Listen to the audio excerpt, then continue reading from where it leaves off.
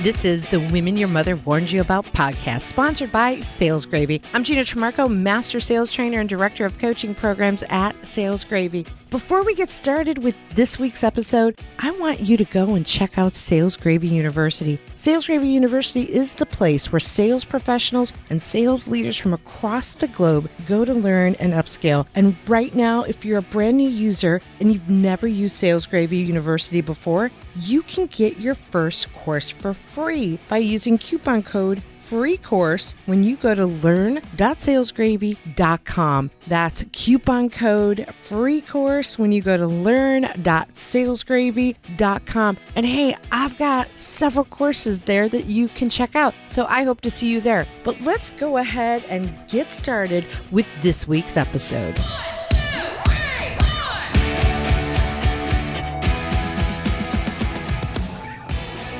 News coming our way in a week's time. You will no longer be Gina Tremarco, or will you? I will still be Gina Tremarco. Good. Gina Tremarco Clotter. Gina Tremarco Clotter. You just want to keep your name being as long as possible. So I will, we've discussed this. And hey, Warners, welcome to another episode of The Women Your Mother Warned You About. This is how we roll. It's just the two of us today. Me and my girl, Susanna Gray Jones. hello. And that was me thinking we were going to plan what we were going to talk about today. But No, I think we should just roll, because I know you have some ideas. I have some ideas. Sometimes the best ideas come from improvised ideas. I always have ideas, and it feels like... I know, I love that about you. Thank You're you. so structured. I love a structure, a rigid structure. I do. I love a structure as well, and I like it to come off as if it's not a structure. Yeah, I will still be Gina Tremarco because that's my personal brand, but I will legally be Gina Clotter, but I'm going to keep the brand Gina Tremarco because I've had this name for over 50 years. So for the listeners who wondered what we're speaking about, Gina is getting married at the weekend. So exciting. You know what? By the time they hear this episode, it'll be a couple days after I got married. Okay. There we go. Okay, there we fine. go. Just so you know, I'm eating some popcorn right now just because I've had no time to take a break today, including breakfast. So there you have it. Well, you're busy and you're important, so that's allowed. Well, more busy than important. That's kind of what we were just talking about before we hit the record button is, you know, we're both hustling. I hear a theme song. Every day I'm hustling. Maybe that should be the song for us to take the stage at Outbound. It can be. And every day I'm hustling. I think I knew we were going to mention Outbound today. I mean, it is so exciting, isn't it? I think... I know, it's so exciting. And we are hustlers. I mean, don't you love it? And I wonder if people who are in sales feel the same. When you occasionally reach the bottom of that roller coaster and then you think, am I ever going to get there? And then literally all that hard work, you wake up the next day and you're working on so much stuff and you think, I'm the best salesperson in the world. And then you get down to the bottom because you got so happy being good. And this is not new. We all know this Jeb Blount's content, but that desperation roller coaster for me, I feel like I live on it. I feel like I enjoy living on it. Well, this is what we talk about. This is exactly what Jeb Blount talks about. What we teach at Sales Gravy is the desperation roller coaster. 1 minute you are on a high and then you're not on a high. And I walked into a training today. It was their first session that I launched. And I was all jacked up. And I'm not just jacked up on coffee. I'm jacked up because I just closed 2 deals. Yeah. I bet you told them too. What's that? I bet you told them as well. I did. I was like, hey, this is your first day of fanatical prospecting. And let me tell you, I just closed 2 deals and this is what it's all about. Yeah. No, absolutely. And it is what it's all about. And I bet you rocked that session. I did. Again, I'm not sure if it was the coffee high or the fact that I closed 2 deals today, but that's what happens, right? You have days where you're like, oh my God, I'm exhausted. All the things, trying to get all the things done, trying to prospect, try to close, try to finish creating courses. I'm saying that because Jeb's on me and I can't make any excuses because he doesn't accept them. But I've been so focused on my pipeline that I just stay there. And it's a high for me. I love it. I love it. And that is why you're successful. And also because you don't need, although you appreciate Jeb giving you pressure, you put a lot of pressure on yourself. You get the fear, you get the panic. And that is, to me, one of the things that differentiates average salespeople from elite salespeople, is because they get the fear or they have that drive. Whether that comes from fear, that depends on the individual, but it's often that fear that keeps them driving to that next stage. And I sometimes like to imagine that I am going to be really poor and on the street. I know it's never going to happen because I've saved up a lot of money. But if you imagine, if I don't close a few more deals, or if I don't keep my pipeline, this could happen. And stop it. Yeah. Wait a second. No, I'm sorry. Why are you imagining being poor on the street? I just want to understand that concept. Because that is what motivates me to have live the kind of life I want. You know, I have a cleaner 3 times a week. I don't know if I should admit that. Oh my gosh, I'm so jealous. I thought having a cleaner every other week was decadent. And she makes my bed, all these nice things, does my ironing. Not that I look like I won't iron clothes, but like I live such an easy life to get on with what I want to. And the minute that I lose my cleaner for a day, or I can't do my washing at the laundrette, I become busy doing the things I don't want to do, and I make less money. So that drives me. And I think it all ends, if it all goes down to pot, then I'm sleeping on the street. Well, I want to go back to, I want to challenge you. I'm going to challenge you on this. Go on. I get it. I hear what you're saying, but why not imagine yourself the opposite? Like, I imagine myself with like several houses. I imagine a higher life that I strive for versus, oh gosh, I don't want to go there. Do you know what I mean? Like, it's for me, I'm not judging, maybe a little bit. Judge away, because I also visualize those things as well. I just think it's a more positive mindset. And actually, my fiance, which at this moment will be my husband when you hear this, he's so good at, I think I'm pretty positive, but he's like the epitome. Like, you look up the word positive in the dictionary and there's his face. I can't even say, oh my gosh, it was a hard day today. He's like, you're a motivational speaker. It's never a hard day. I'm like, right. That's right. Don't tell anyone. No, it's going to the positive side of it, because I think that throws out a different energy. Yeah, but I like to think I've got both, because I've got pictures everywhere, like positive affirmations of things I want to buy, things I want to do. For example, going to the Sales Gravy Studios, seeing how professional it all looked and how cool the technology was. That was a massive motivator. And I constantly visualize those things.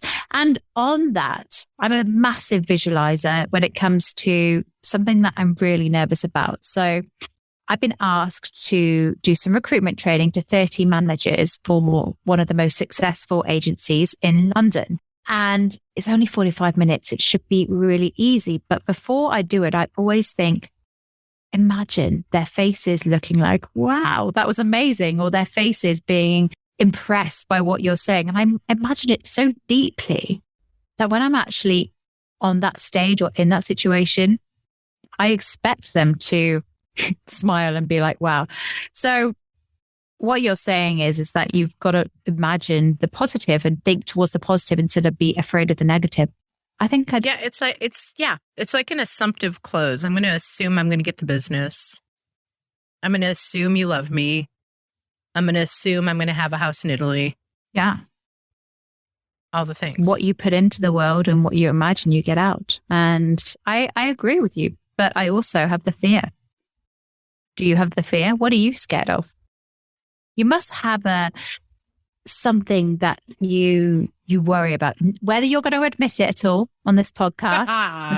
I know it's there. I know it's there. And I'm going to get it out of you. Well, Come on, Gina. I mean, we all have, I always fear not doing a good job. I always fear not doing the best job I can do because that's going to have a negative impact. I mean, it's always there. I mean, it definitely has a motivator. There's a motivator behind that fear.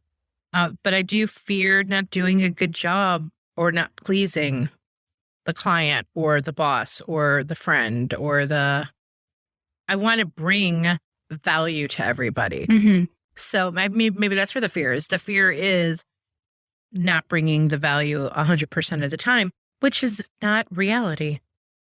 It's not. And this is something that I've been thinking about a lot due to people that I've been coaching recently. Is sometimes it's okay. And we say it's okay to be good enough. It's okay to be good enough.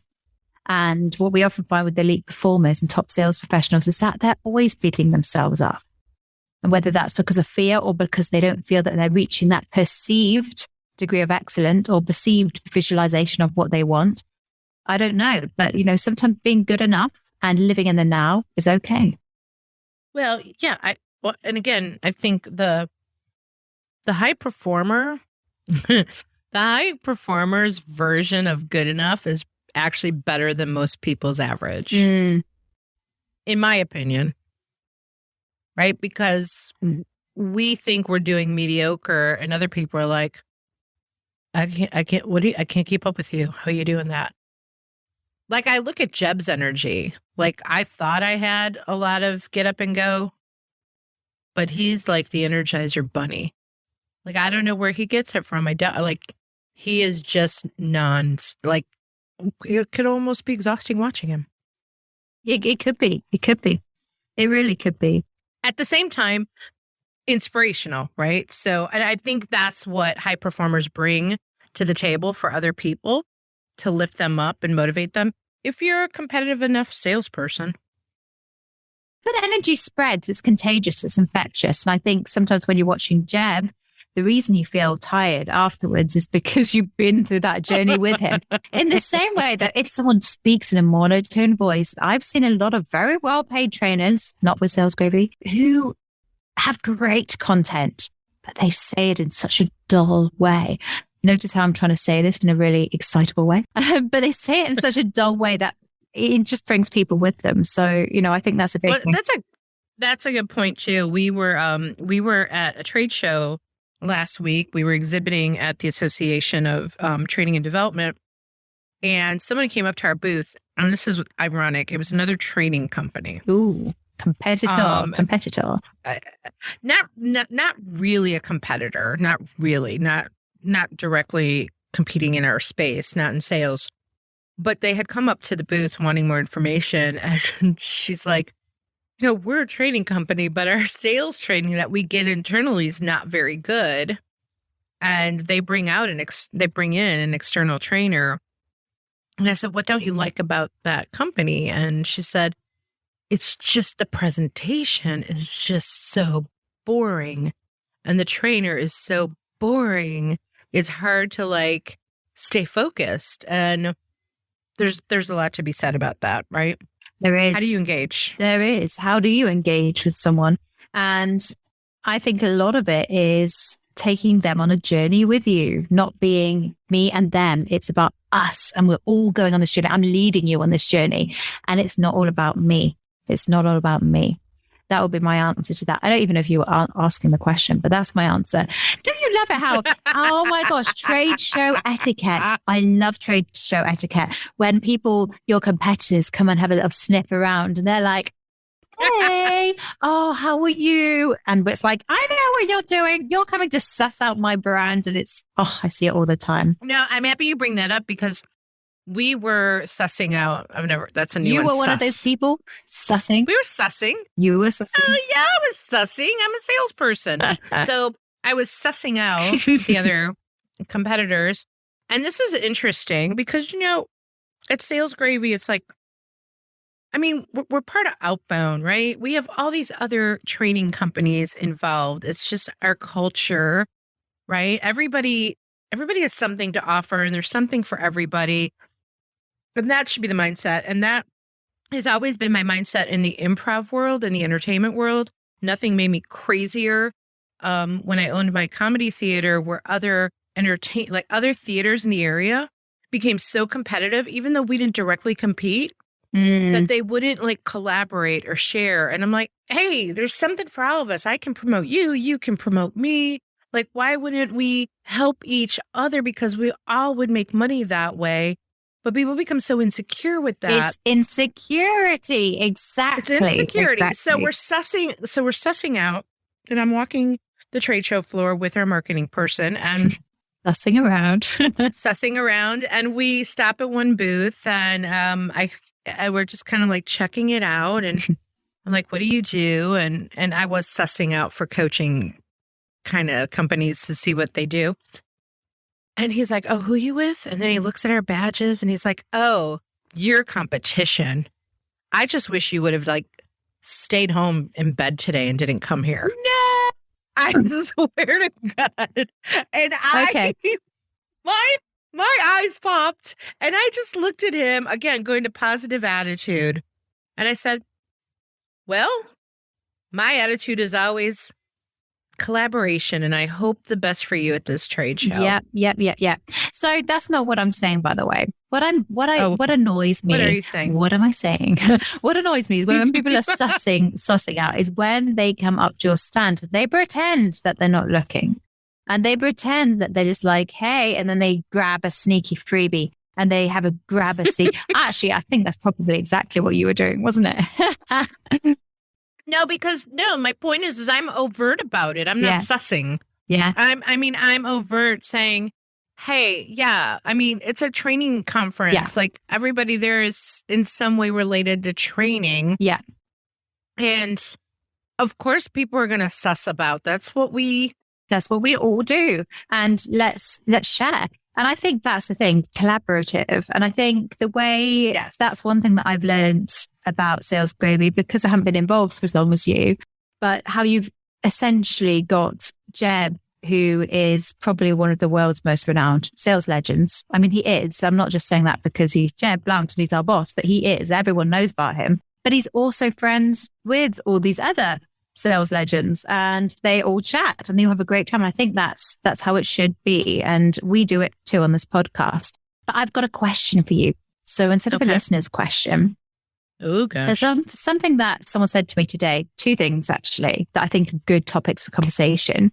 So first of all, when I'm potentially closing deals, I put it on my spreadsheet. So at the moment, I'm working on about 31K worth of deals. And someone said to me, Susanna, never put what you might close on your spreadsheet. And I said, why not? Why not? They said, because it will hurt so much more when you don't close them. But I'm like, but if I don't put them on, this is my own personal spreadsheet, by the way, not a database.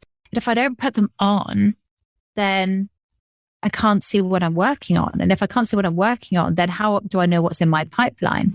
And they were like, no. If you put it on the spreadsheet, you'll get into a false sense of security. Only put it. Who is this person? Only put it on the spreadsheet when you've closed it. Only put it. No, that's a fellow recruiter. Bullshit. A fellow recruiter. That's bullshit. So, no, and I agree with you, but I'm just wondering, I always like to see where the people are coming at. Like, is it true? Putting things onto your spreadsheet can get you into a false sense of security so that you stop prospecting. I think it depends on the individual. Again, I go back to the positive side of things. Yeah. I have always been in my own business, when I ran my own business, in what I'm doing right now from a sales perspective. Anytime I've actually put a number down on anything. Yeah. Like some weird law of attraction thing kicks in and I always hit the number, right? So I set a very specific goal for myself this year. Yeah. I'm ahead of my goal. You will be when this episode comes out and you're a married lady. But I mean, I'm ahead of my sales goals that I set for myself I mean, they're not like super stretch crazy goals, but I'm already ahead of what I did last year. That's amazing. So, but I wrote it down. I put it on paper. And even on every deal that I don't know where the deal is going to end up, here's another great point. I put down in my pipeline a certain number for a deal. And then I went into that presentation today, and the number I came out with was almost double. Nice. So I disagree. I think you put the number down there, and that stays in your subliminal to work towards it. And let's just say the few times it didn't happen, that I didn't hit that number or didn't get the deal, hey, I need to put my deals in the pipeline to keep track of them. Otherwise, I forget. That's the only way I can stay on top of them. So that has to happen, even if it's like barely a deal. Yeah. And it's okay if I miss the mark, because then that becomes a learning. That doesn't create a negative. That's like, okay, what did I do wrong in this deal? Yeah. Yeah. I think the example was in a recruitment state. So when someone's got an offer and they don't take it, or they get counter offered, a bit like imagine if, I don't know, I'm throwing a javelin and I've got a goal, but the wind gets in the way of that goal. And my aim was perfect. I was spot on target. I should have got it, but the wind got in the way. And if we dwell on the fact that the wind got in the way, then essentially we'll get negative. So I've got a comment for that. Why didn't you check the weather? Why didn't you check the weather? And where was the windsock? Yeah. But ultimately, can you predict the wind at every sense? You can prepare for the wind. You can try. You can prepare for the wind. Do you know what? I love this. I love this conversation, because by the way, I don't feel strongly either way. My spreadsheet remains. I remain putting things there because it makes me excited. It makes me excited about what I could do. But it intrigued me that this very, very successful person had this attitude, and it got me thinking. If it works for that person, then God bless. That's awesome. I think it comes down to, doesn't it? Everyone has a different mindset and a different motivational filters that get them going. Like for some people, it might motivate me today to tick everything off my list. And I'm like, woohoo, I'm winning. And to some people, no, I ticked everything off my list, but I didn't make any money. I guess it depends on you and what your kind of learning style is. Well, yeah. And I guess, you could say if it motivates you to think of yourself being homeless, that motivates you. But that you don't want to go there. But we are different, right? And that's why we're hilarious. I hope, maybe one year, if you do see me on the street being homeless, you'll be like, see, that's why I told you. Don't visualize it. And you'll be standing on the corner and go, excuse me, can I have some more? Can I have something to eat? Can I have some more? I do not speak like that. I do not. Just because I'm not as sassy as you, just because I'm not as sassy as you. Can I have some more? I wish I did speak like the Queen, but unfortunately I don't. Not yet anyway. We'll see. We'll see. By the way, you haven't asked me for an English word today. And I've got an English. No, I have. No, sus. What is this? Sussing out. Yeah, but sus, I'm sure that's an American thing too, right? No, I've never heard of sus. I've sussed you out. So I want you to imagine that think of someone in your mind who you don't quite trust, and she looks all innocent and sweet, but there's something going on behind that exterior that makes you suspicious. So you want to suss her out. I'm suspicious. So I am suspicious. Okay. I only just realized that. Yeah, suspicious. So that wasn't my word. But we can have that one this week. You'll just have to wait. Give me another word. You'll have to wait. Go on then. I brought this up to you in a message and you're like, what? And then I didn't have a time to talk about it. Go on. I don't know where I heard this. Somebody told me that the word fanny in the United States, when we say fanny, it's like, oh my gosh, I can't believe this. I was going to talk about fannies. I was literally going to talk about this. So No, I mean, I put this in a message and I put this in a WhatsApp message to you of what I said, Fanny, and I said, the pardon. word, she said the word means something else. So Then what we use it for, because we use it for like your rear end. we use it for not the rear end, the other end. A different end. Well, you know, like the play, the vagina monologue. yes, the vagina. So, for example, I don't know where we're going yet, but I was wearing, you know, those bum bags that you have, and you keep like, I keep my passport in them when you go on holiday. So I go to America. I've got a bum bag, which is essentially a bum bag. Yeah, a bum bag. Why is it called a bum bag? You wear it on your belt, okay? And someone came up to me and said, it's a really cute one, actually. It's got little pictures and little trees. And someone said to me, I love your fanny pack. And I'm like, pardon? What do you mean? What? And they were looking directly at my vagina. And I was like, what do you mean my fanny pack? I was like, what do you want from me? Crazy lady. Well, I was thinking that. And it was my bum bag. And so come on then, what does fanny mean to you? Fanny is bum. Okay, well, fanny is vagina to us, so. I know. That's what's so funny. That could get confusing, couldn't it, if you were. I know. I'm like, I forgot to put on pants because I had on my fanny. I don't. You didn't even want to know where my mind is going with this. Oh my shattered nerves. Okay. Was there were there any questions?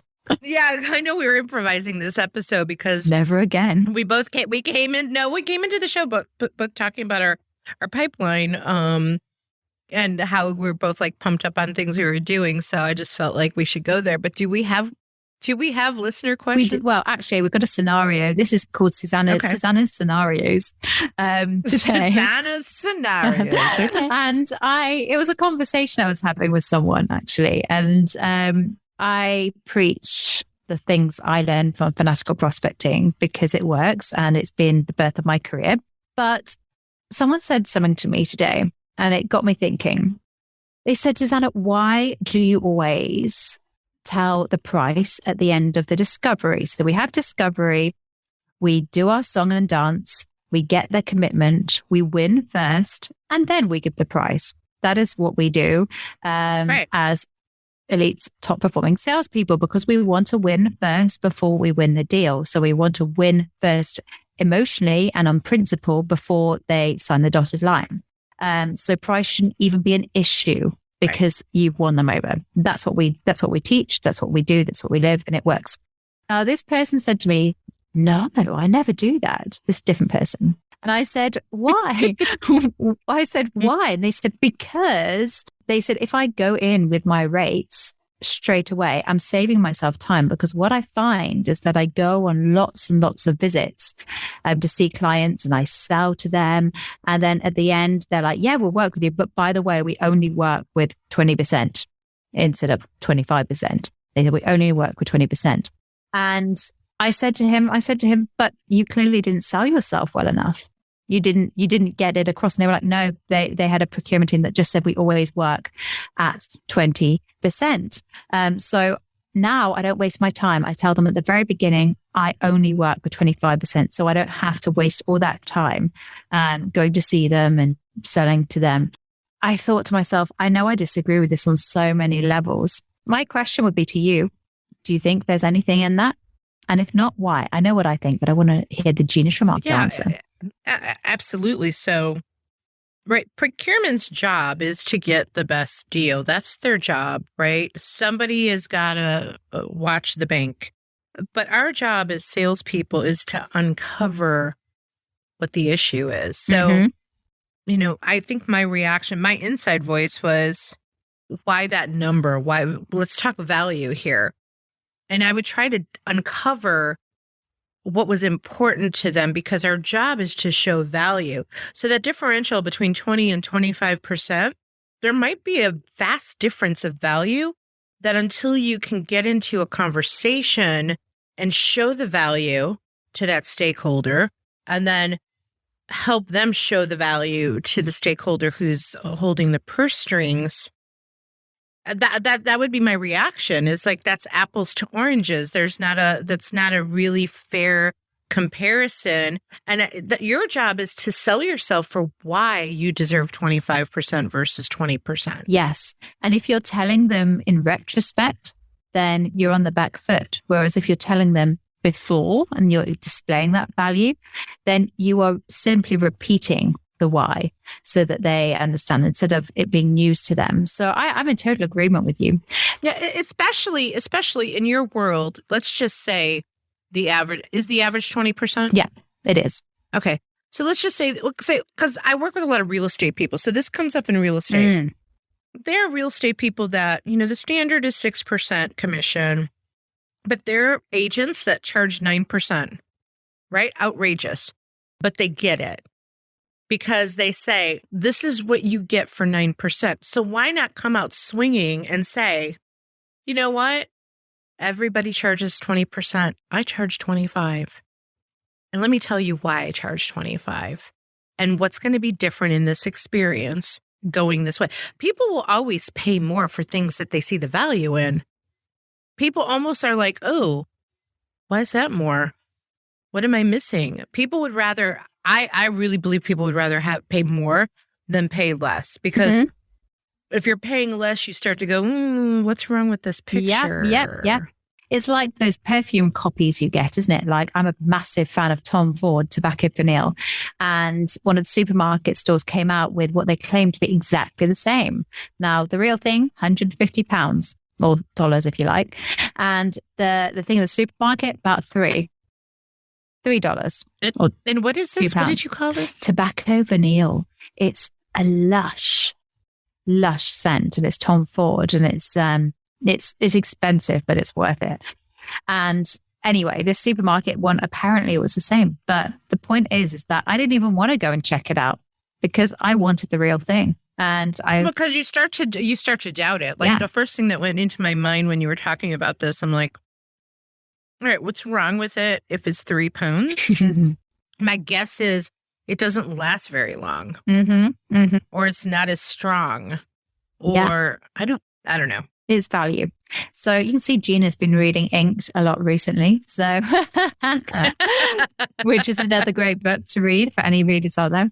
Or teaching it. Yeah. So come on, tell me. I'm actually interested to know, as I'm allowed to improvise in this rogue session, other than Jeb Blount, who we adore, tell me, what's the best sales read recently for you? What would you say has been a game-changing sales read? I don't know if I would say what's the best read, because, I live and breathe Jeb Blount right now. But I did just read Jeff Shore's 4x2 book.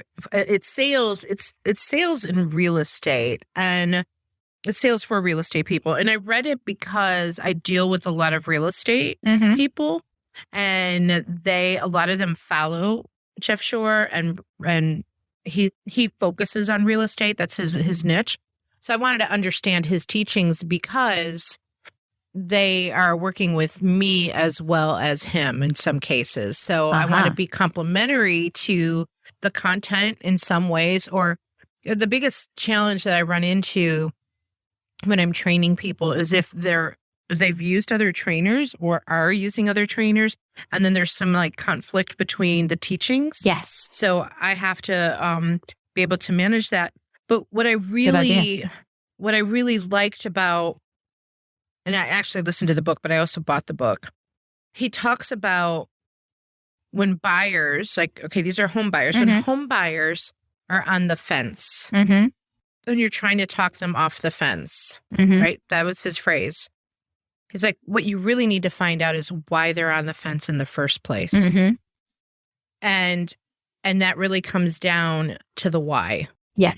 And this is something that I read years ago. Here's another good read. This is in, God, I'm totally blanking.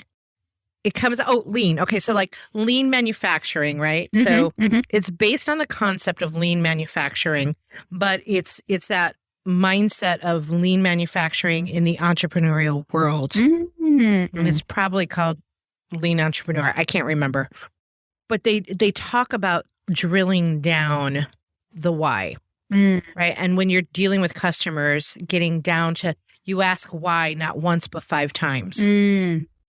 Okay, so you don't like this, why? And then you ask them the why based on that. And you just keep drilling down, which is something that we do in improv when we're trying to find the core to the comedy of why people are laughing or why they're responding. It's like, why did they do that? Why did they do that? Why did they do that?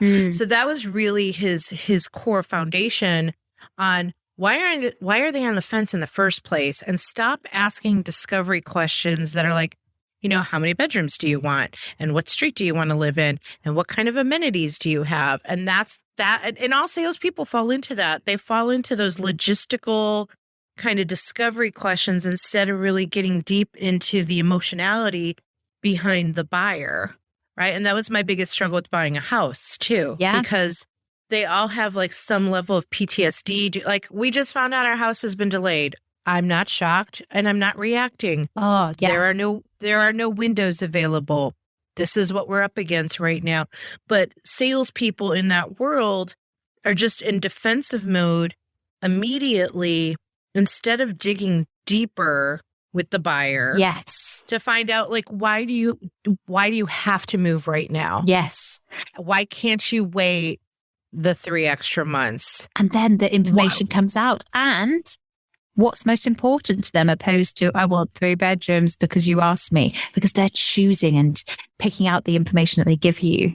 Yeah. It's like, as the salesperson, paint the picture and take them on the journey, but you have to dig deeper because sometimes they don't even know their own answers, right? Like when I said, I'm really looking for more than 3 bedrooms. I was waiting for them to ask me why. Well, it's just you, your husband, your fiance, and your stepson, and you want 5 bedrooms? Yeah, I want 5 bedrooms. Ask me why. Right? So what I really want is enough space to work from home, right? So yes, I didn't necessarily need 5 bedrooms. I could have had a house with a bonus room. I could have turned a dining room into a studio. I could have find out what's important to me and then come back to me with the solutions. Yes. Right? The buyer is just saying, I need 5 bedrooms. What the buyer's not saying is, I need space for all these other things. I need space for my stepson to game, and I need space to work, and I need a man cave, right? Like, I need space. Yeah. Yeah. It's so true. And everything that you're saying relates beautifully to recruitment as well. So I don't want to be micromanaged. Why do you want to be micromanaged? Why? And sometimes you can get some awesome information about that individual. And it could be information that tells you that this is a bad candidate because I keep getting in trouble for being late. Well, there we are. It's there's so much to that. And it sounds like a great book. There's one that I have been told now by 3 people that I must read, and it's Anthony, our outbound guy, elite sales. Wait. Victor Antonio or Anthony Iannarino? Anthony Iannarino. Okay, Anthony. He's going to be on the show. Is he? Amazing. Oh, gosh. I can't wait for you to experience. I can't wait for you to experience Anthony. It's going to be funny to watch that. I can't wait. So Elite Sales Strategies, the latest book, people are saying is awesome because it talks about being on the upper hand and being on the lower hand, looking at your client base, where you are on the upper hand and how you can use that, but also on the lower hand. So I've had so many people just WhatsApp me about this book that I cannot wait to read it. And he's a friend of ours. So yeah. I know. Thanks for the reminder because I've been meaning to read it. It's on my list. I've got several books to read that have come my way. I missed you the other day. I interviewed someone and he sent me his book, 99 Objections. It's like this huge book. His episode aired last week and I've got a ton of books to read, but Anthony is always fun. Yes. To have on the show.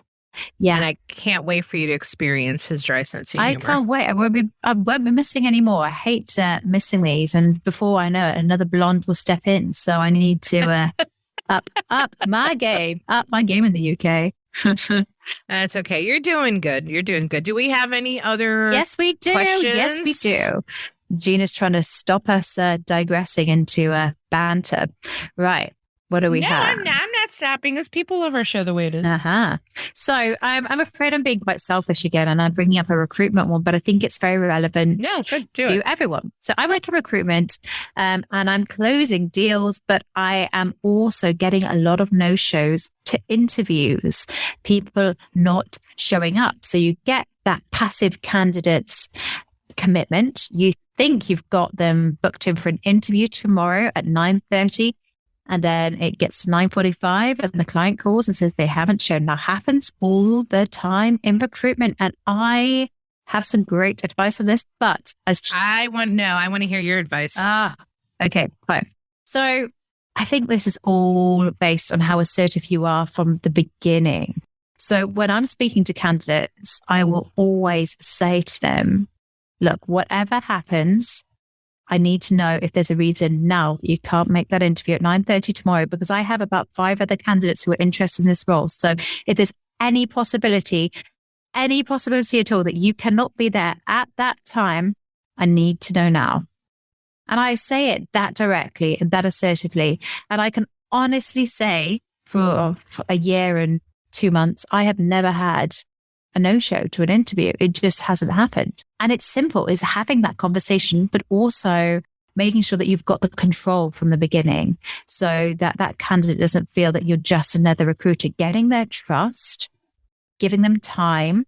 And when I say that, so many recruiters will just speak on the phone and interview, and off you go to interview. You just meet them, build that emotional connection, because if you don't have that, then, well, frankly, why shouldn't they ghost you? So that's my thoughts on it. Well, it's like ghosting in general in sales, right? If you don't communicate enough value for them to show up, it's like any prospecting call that we set.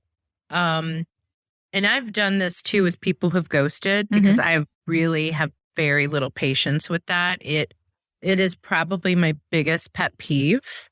And I'll take the blame for some of it if I didn't confirm it or I forgot to confirm it. But I can also sometimes I could sense actually, I kind of appreciate the no-shows, and I appreciate them, and they kind of, they weed themselves out of being a good client, because if you don't, this has happened where, I was just going back through all of our coaching leads and looking at everybody's progress, including yours. And I see, this one never happened, because Jeb's asked me, do you know why for every single one? And I do. Like, this one blew off 3 appointments where she was a no-show 3 times. This has happened twice where they were a no-show 3 times. And their reasons were like, the calendar didn't remind me I had to be there. I didn't seem to, I don't know why I didn't see it, or I forgot about, I'm like, you know what? You're really not ideal, because if you're this much work up front, you're going to be a lot of work later. So I think ghosting also, whether it's ghosting of a candidate not showing. So as a recruiter, everything you said, plus what value have you conveyed to that candidate to really get them excited to show up? Right? Like, that's part of your job as a recruiter. And I've also seen this in recruiting for the small amount of time that I was in recruiting.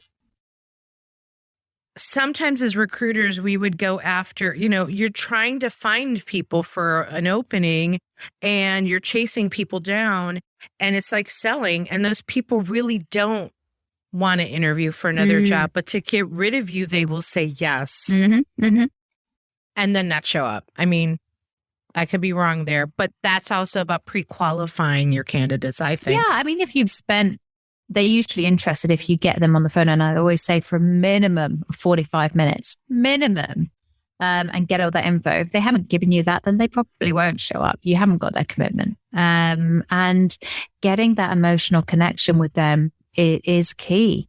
and you will add value, because thankfully for us great recruiters, there are so many bad recruiters out there not doing it, that you will outshine at the top. And critical listening, which is what I always say. Well, think about it.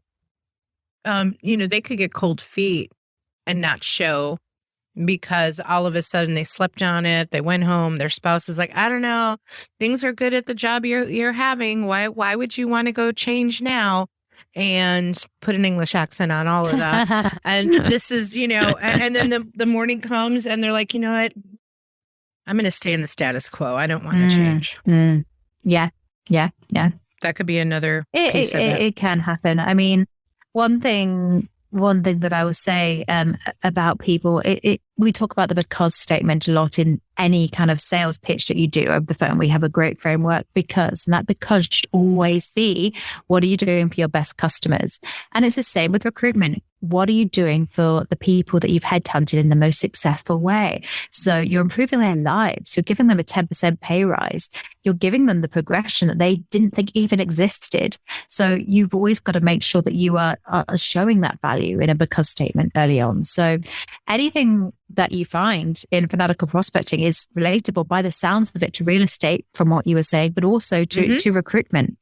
You can translate it into many sales, and you are a salesperson as a recruiter, and you are in real estate.